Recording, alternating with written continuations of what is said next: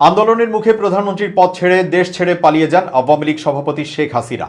হঠাৎ তৈরি হওয়া এই পরিস্থিতিতে গ্রেফতার আতঙ্কে গা ঢাকা দিয়েছেন দলটির প্রভাবশালী নেতা থেকে শুরু করে তাদের কাছের অনুসারীরাও।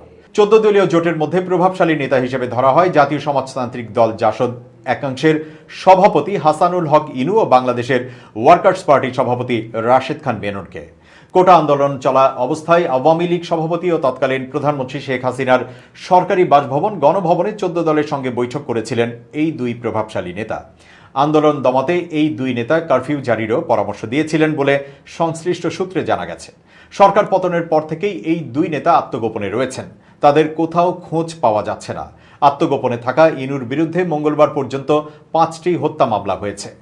জাসদ সূত্রে জানা গেছে, শেখ হাসিনার দেশ ত্যাগের পর জাসদের কেন্দ্রীয় কার্যালয় সহ দেশের 14টি জেলায় থাকা কার্যালয়গুলোতে হামলার ঘটনা ঘটেছে।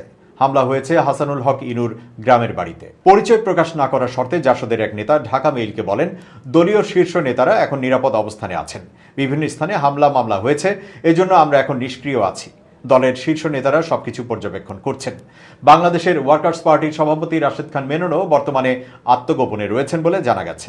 তার ব্যবহৃত মোবাইল নম্বর সচল পাওয়া থাকলেও একাধিকবার ফোন করে পাওয়া যায়নি।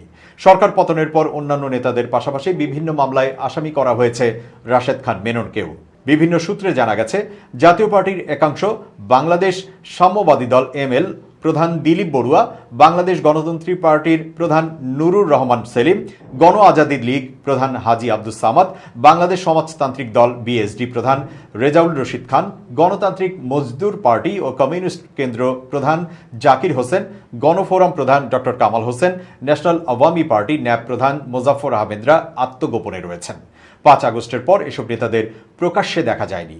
তবে আন্দোলনকারী ছাত্র জনতা এরই মধ্যে আওয়ামী লীগের সঙ্গে জোটবদ্ধ থাকা দল ও তাদের শীর্ষ নেতাদেরও শাস্তি দাবি করছেন। তাদের দাবি, শুধু আওয়ামী লীগ একাই নয়, তাদের শোষণের সঙ্গী ছিল আরও 13টি দল, এদেরও বিচারের আওতায় আনা উচিত।